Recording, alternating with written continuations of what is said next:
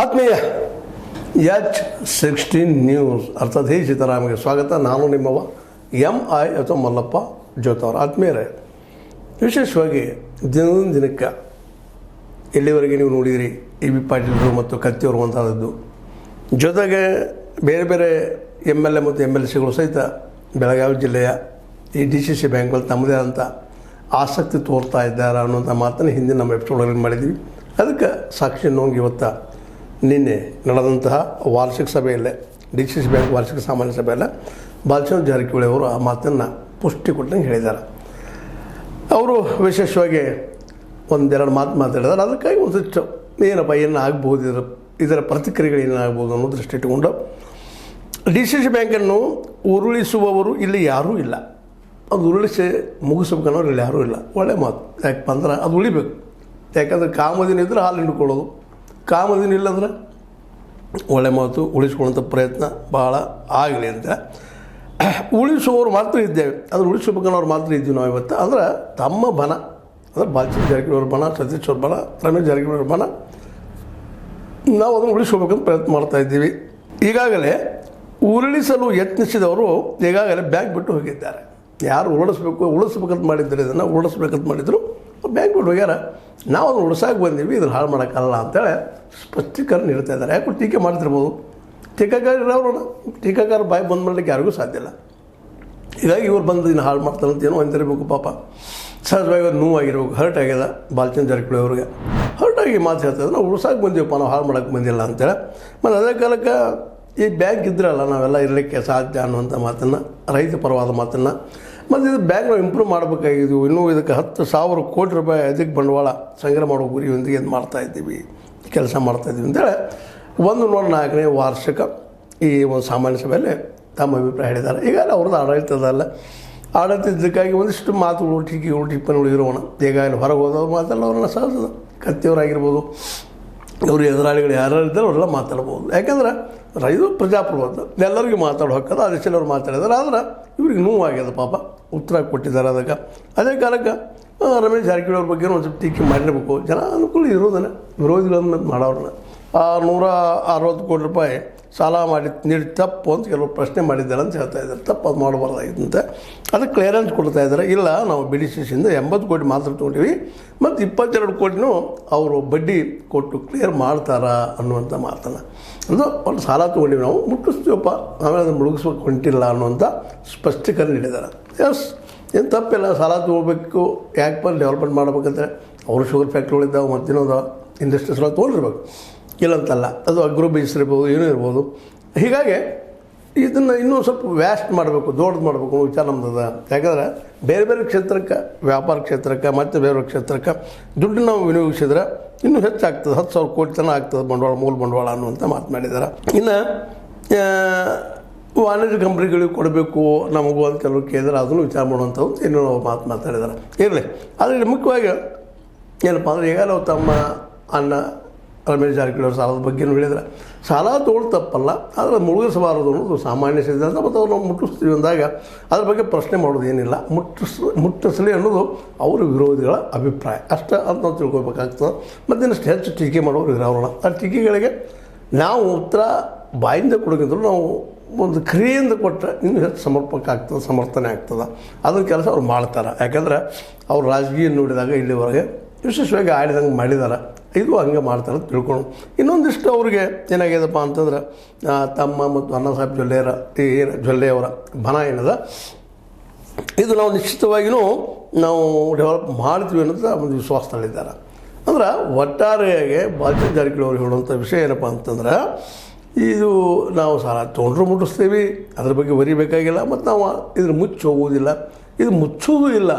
ಯಾಕಂತಂದ್ರೆ 104 ವರ್ಷ ಆಯ್ತು ಬೆಳ್ಕೊಂಡು ಬಂದರೆ ನಾವು ಅಂಥ ವ್ಯಕ್ತಿಗಳಲ್ಲ ಅಂತ ಹೇಳೋ ಜೊತೆಗೆ ಇನ್ನೊಂದಿಷ್ಟು ಪ್ರಶ್ನೆಗಳನ್ನ ಅವ್ರು ಮಾಡಿದ್ದಾರೆ. ಶಾಸಕರಿಗೆ ಏಕೆ ಇಷ್ಟು ಆಸಕ್ತಿ ಅಂತ, ಇದು ವರದಿ ಮೇಲೆ ಮಾತಾಡ್ತಾ ಇರೋದು. ಒಂದು ಪ್ರಜಾವಾಣಿ ಪತ್ರಿಕೆಯಲ್ಲಿ ಬಂದಂಥ ವರದಿ ಆಧಾರ ಮೇಲೆ ಮಾತಾಡ್ತಾ ಇದ್ದೀನಿ. ಇದು ಆಸಕ್ತಿ ಯಾಕ್ರಪ್ಪ ಇಷ್ಟು ಶಾಸಕರಿಗೆ ಅಂತ, ಇದ್ರ ಬಗ್ಗೆ ನಾವು ಯಾರು ಉತ್ತರ ಕೊಡಲಿಕ್ಕೆ ಸಾಧ್ಯ ಇಲ್ಲ. ಶಾಸಕರು ಹೇಳಬೇಕು. ಆ ಶಾಸಕರು ಅಂತಾರೆ ಅವರು, ಹೌದು ನಿಮಗೂ ಹೆಂಗೆ ಆಸಕ್ತಿ ಅಂದ್ರೆ ನಮಗೂ ಹಂಗೆ ಆಸಕ್ತಿ ಅಂತ ಅವರು ಅನ್ಬೋದು, ಇಲ್ಲ ಅಂತಲ್ಲ. ಯಾಕಂದರೆ 18 ಶಾಸಕರಿದ್ದಾರೆ ಮತ್ತು MLCಗಳು ಇದ್ದಾರೆ. ಅವರೆಲ್ಲರಿಗೂ ಈಗ ಸಹಜವಾಗಿ ಅಲ್ಲಿ ದೊಡ್ಡ ಎಲ್ಲಿ ನಮ್ಮಲ್ಲಿ ಕನ್ನಡದ ಗಾದಿ ಮಾತದ ಸಕ್ರೆ ಇದ್ದಲ್ಲೇ ಇರಿ ಮುಕ್ಕುರ್ತಾವಂತ ಹಂಗಿಲ್ಲ ಅಧಿಕಾರಕ್ಕಾಗಿ ಮತ್ತು ದುಡ್ಡಿನ ಒಂದು ಉಪಯೋಗ ಮಾಡ್ಕೊಳ್ಳೋ ಸಲುವಾಗಿ ತಾವು ಸಾಲ ಮಾಡ್ಯಾವ ಮತ್ತೆ ಮಾಡ್ಯಾವ ನಾವು ಅಭಿವೃದ್ಧಿ ಮಾಡೋಣಪ್ಪ ಏನಾದರೂ ಅಂತ ಅವ್ರ ತಲೆಯಾಗಿರ್ತಾವೆ ಅದಕ್ಕೆ ಅವ್ರು ಆಸಕ್ತಿ ತೊಗೊಂಡಿರ್ಬೋದಿಲ್ಲ ಅಂತಲ್ಲ ಮತ್ತು ಅದೇ ಕಾಲ ಇನ್ನೊಂದು ಟೆರರ್ಸ್ ಮಾಡ್ತಾ ಇದ್ದಾರೆ ನಮ್ಮ ಕುಟುಂಬದ ನಾವು ಯಾರೂ ಅಧ್ಯಕ್ಷರಾಗುವುದಿಲ್ಲ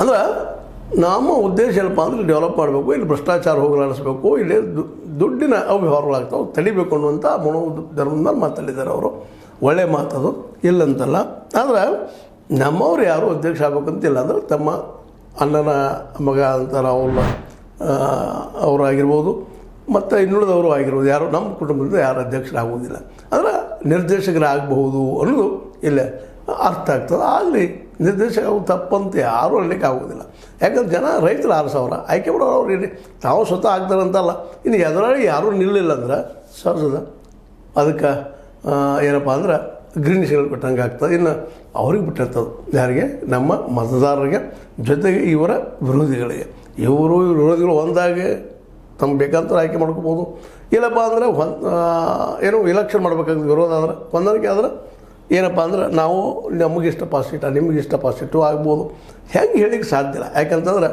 ಇದೇನಪ್ಪ ಅಂದ್ರೆ ರೈತ ಸದಸ್ಯರೇನದಾರ ಅವರು ಅದ್ರ ಜೊತೆಗೆ ಅಲ್ಲಿ ಆಯಾ ಏನಪ್ಪ ಅಂತಂದ್ರೆ ಈ ಒಂದು ಶಾಸಕರು ಆ ಭಾಗದ 18 ಭಾಗದ ಶಾಸಕರು ಅವ್ರ ಮನಸ್ಸಿನ ಮೇಲೆ ಡಿಫೆಂಡ್ ಇದ್ದಂಥದ್ದು ಜೊತೆಗೆ ಅಲ್ಲಿ ರೈತರ ಮನಸ್ಸು ಇವೆಲ್ಲ ನೆಲೆಯಲ್ಲಿ ಇವನ್ನ ನಾವು ವಿಚಾರ ಮಾಡಬೇಕಾಗಿದೆ ಜೊತೆಗೆ ಅವರೊಂದಿಷ್ಟು ತಮ್ಮನ್ನು ತಾವು ಪ್ರಶ್ನೆ ಮಾಡ್ಕೊಳ್ತಾ ಇದ್ದಾರೆ ಅಶೋಕ್ ಪಟ್ಟಣ ಅವರು ಎತ್ತು ನಡೆಸಿದಾರಂತ ಮುಂದೆ ನಮ್ಮ ಚಂದ್ರ ಹಚ್ಚಿಹೊಳಿ ನಡೆಸಿದರು ಏನೂ ಮಾತಾಡಿದ್ದಾರೆ ಅವರು ಮಾಡೋರನ್ನ ಯಾಕೆಂದರೆ ಅವ್ರಿಗೂ ನಾನು ಆಗಬೇಕಪ್ಪ ಅನ್ನೋದು ಈಗ ಲಕ್ಷ್ಮೀಬಾಯಿ ಹೆಬ್ಬಾಳ್ಕರ್ ಅವ್ರ ಹಿಂದೆ ಮಾತಾಡಿದ ಈ ಸಲ ನಾವು ಒಂದು ಸ್ವಲ್ಪ ನೋಡ್ತೀವಪ್ಪ ಇದು DCC ಬ್ಯಾಂಕಿನ ಬದಲಾಗಿ ಮಾತಾಡಿದ್ದು ಹೀಗಾಗಿ ಇಲ್ಲಿ ಎಲ್ಲರೂ ಆಕಾಂಕ್ಷಿಗಳನ್ನು ಇದರರ್ಥ ಯಾರು ಬ್ಯಾಡ್ ಹೇಳಲಿಕ್ಕೆ ಬರೋದಿಲ್ಲ ಅದು ಕಾಂಪಿಟೇಷನ್ ಅಪ್ಪ ಅದೊಂದು ಯಾರು ಶಕ್ತಿ ಅದ ಇವತ್ತಂತೂ ರಾಜಕಾರಣ ಅಂದ್ರೆ ಹೆಂಗಾಗ್ಯದ ಶಕ್ತಿ ಇದ್ದವ್ರದ್ದು ಮತ್ತು ಇವ್ರು DCC ಬ್ಯಾಂಕಿಂದು ಹಂಗದ ಹಿಂದೆ ಬಂದಿದ ಮೇಲೆ ಆರೋಪ ಪ್ರಚಾರ ಸಾಕಷ್ಟು ಆಗ್ಯಾವ DCC ಬ್ಯಾಂಕ್ ಮೇಲೆ ಅಪಾಯಿಂಟ್ಮೆಂಟ್ ಸಮಯದಲ್ಲೇ ಎಷ್ಟೆಷ್ಟು ಲಕ್ಷ ರೊಕ್ಕ ತೊಗೊಂಡ್ರು ಮಾಡ್ರು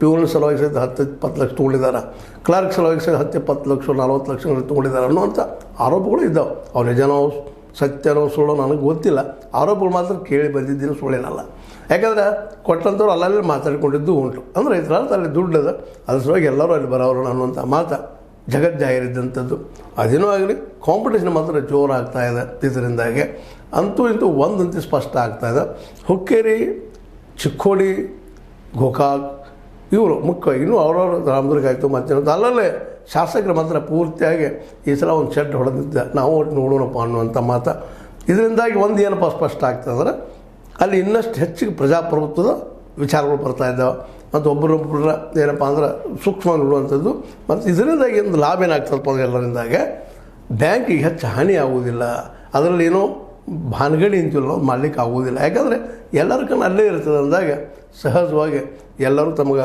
ವಹಿಸಿದಂಥ ಕೆಲಸವನ್ನು ರೈತರು ವಹಿಸಿದಂಥ ಕೆಲಸವನ್ನು ಪ್ರಾಮಾಣಿಕವಾಗಿ ಮಾಡ್ತಾರೆ ಅನ್ನುವಂಥ ಮಾತು ಈಗ ಹಿಂದೆ ಆರೋಪಗಳು ಸಾಕಷ್ಟು ತಪ್ಪುಗಳು ಸಾಕಷ್ಟು ಆಗಿದ್ದಾವೆ ಮತ್ತು ಎಲ್ಲರೂ ಒಂದು ಇಲ್ಲಿ ಭಾಳ ಸಮಾಧಾನ ಹೇಳುವಂಥ ವಿಷಯ ಏನಪ್ಪ ವಿಚಾರ ಮಾಡುವಂಥ ವಿಷಯ ಏನಂದ್ರೆ ಎಲ್ಲರೂ ತಮ್ಮ ತಪ್ಪುಗಳನ್ನು ಒಪ್ಕೊಳ್ತಾ ಇದ್ದಾರೆ ಮೊನ್ನೆ AB ಪಾಟೀಲ್ ಆಗಿರ್ಬೋದು ಕತ್ತಿಯವರಾಗಿರ್ಬೋದು ಆ ಸಂದರ್ಭದಲ್ಲಿ ಅವರು ನಮ್ಮ ಆಗಿದ್ದು ಸುಳ್ಳಲ್ಲ ನಾವು ತಿದ್ಕೊಳ್ತೀವಿ ಅಂತೇಳಿ ಆಲ್ರೆಡಿ ಅವ್ರು ತಮ್ಮ ಗೇಮನ್ನು ಶುರು ಮಾಡಿದ್ದಾರೆ ಅವ್ರಿಗೆ ಮತ್ತು ಜೊಲ್ಲೆಯವರು ಅಲ್ಲಿದ್ದ ಹಿರಾದಿಂದ ಹೊರಗೆ ಬಂದಿದ್ದಾರೆ ಅಂತ ಸುದ್ದಿಗಳು ಇದ್ದಾವೆ ಇರಲಿ ಯಾರು ಹೊರಗೆ ಬರ್ತಾರೋ ಒಳಗಿರ್ತಾರೋ ಮುಖ್ಯ ಅಲ್ಲ ಅದು ಎಷ್ಟು ಮಟ್ಟಿಗೆ ಪ್ರಾಮಾಣಿಕವಾಗಿ ಕೆಲಸ ಮಾಡ್ತದೆ ಮತ್ತು ರೈತರ ಕೆಲಸ ಎಷ್ಟು ಆಗ್ತವೆ ಅನ್ನೋದು ಇಲ್ಲಿ ಮುಖ್ಯ ಆಗಿ ನಿಲ್ತದೆ ಏನೋ ಆಗಲಿ ಬಾಲಚಂದ್ರ ಜಾರಕಿಹೊಳಿ ಅವರು ಉಳಿಸೋ ಸಲುವಾಗಿ ಏನೋ ಸಂಘಟನೆ ಮಾಡ್ಕೊಳ್ತಾ ಇದ್ದಾರೆ ಮಾಡಲಿ ಹೋರಾಟ ಮಾಡಲಿ ಗೆಲ್ಲಿ ಉಳಿಸಲಿ ಜೊತೆಗೆ ರೈತರಿಗೆ ಒಳ್ಳೆಯದಾಗಲಿ ಯಾಕಂದರೆ ಮುಖ್ಯ ಇರೋದು ರೈತರ ಸಲುವಾಗಿ ಯಾಕಂದರೆ ಈ ದೇಶದಲ್ಲಿ ಏನಾದರೂ ದುಡಿದು ಭೂಮಿ ಇದ್ದು ಎಲ್ಲ ಆಗಿ ಬಡವಿದ್ದಾವೆ ಯಾವಂದ್ರೆ ರೈತ ಈಗಾಗಲೇ ಪಾರ್ಲಿಮೆಂಟ್ದಲ್ಲಿ ದಿನಕ್ಕೆ ಬರೀ 27 ರೂಪಾಯಿ ಪಗಾರ ಬರ್ತದೆ ಅನ್ನುವಂಥದ್ದು ಮತ್ತು ಇನ್ನೊಂದು ಇಲ್ಲಿ ಈಗೆಲ್ಲ ಚರ್ಚೆ ಮಾಡಿದಂಥ ವಿಷಯ ಹಿಂದಿನ ಎಪಿಸೋಡ್ಗಳಲ್ಲೇ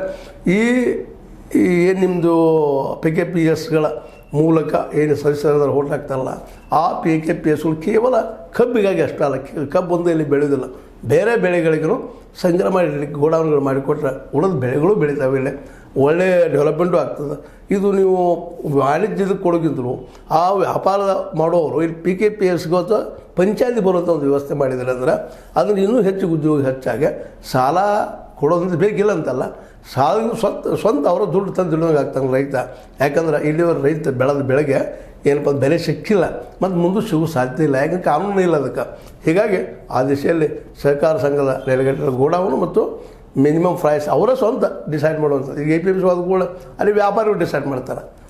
ಅದು ಅಲ್ಲೇ ಪಂಚಾಯತ್ದಾಗ ಆಗ್ತದ್ರೆ ಅಲ್ಲಿಯ ರೈತ ಸಂಘಟನೆಗಳಿರ್ತಾವೆ, ಪಂಚಾಯತಿ ಮತ್ತು ಪ್ಲಸ್ PKPS ಅವರಿಂದ ಡಿಸೈಡ್ ಮಾಡ್ತಾರೆ. ಅದನ್ನು ಬಂದು ವ್ಯಾಪಾರಿಗಳು ತೊಗೊಂಡು ಹೋಗಲಿಲ್ಲ, ಗೋಡೌನ್ ಇಟ್ಕೊಳ್ತಾರಲ್ಲ, ಕಾವಲಾಗ್ತದೆ. ಈ ದಿಶೆಯಲ್ಲೂ ಯಾಕೆ ಚಿಂತೆ ಮಾಡಬಾರ್ದು ಎಲ್ಲರೂ? ಯಾಕಂದ್ರೆ DCC ಬ್ಯಾಂಕ್ ಉಳಿಸಾಕೊಂಡಿದ್ದಾರೆ, ಅದು ಬೆಳೆಸಬೇಕಾಗಿದೆ. ಉಳಿಸೋದಷ್ಟಲ್ಲ, ಬೆಳೆಸಬೇಕಾಗಿದೆ. ಎಂಥ ಹೀರಾ ಶುಗರ್ ಸಹಿತ ಲಾಭದಲ್ಲಿಲ್ಲ, ಸಾಲ ಅದಂತ ನಾವು ನೋಡ್ತಾ ಇದ್ವಿ. ಯಾಕೆ ಸಾಲ ಆಗ್ತದೆ? ಕಾರಣ ಇಷ್ಟೇ. ಯಾಕಂದ್ರೆ ಇಲ್ಲೇ ಈ ನಡುಕಿನ ಜನ ಅಂತಂತ ನಾವು ದಲಾಲಿ ಅಂತೀವಿ, ಮತ್ತೇನು ಅಂತೀವಿ ಕರಿತೀವಿ, ಆ ಜನ ತಮ್ಮ ಲಾಭ ಮಾಡ್ಕೊಳ್ತಾರೆ.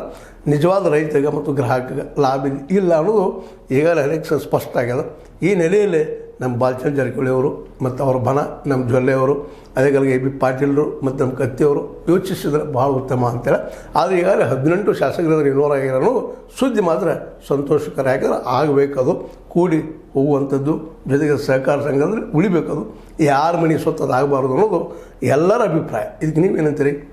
ಇದು ನಿಮ್ಗೆ ಲೈಕ್ ಆಗಿರ್ಬೋದು. ಲೈಕ್ ಮಾಡಿ, ಶೇರ್ ಮಾಡಿ, ಕಮೆಂಟ್ ಮಾಡಿ, ಜೊತೆ ಸಬ್ಸ್ಕ್ರೈಬ್ ನಿಲ್ಲಿಸ್ಬೇಡ್ರಿ. S16 ನ್ಯೂಸ್ ಅರ್ಥ ಸತ್ಯದ ಕೈಗಳಲ್ಲಿ ವಂದನೆಗಳು.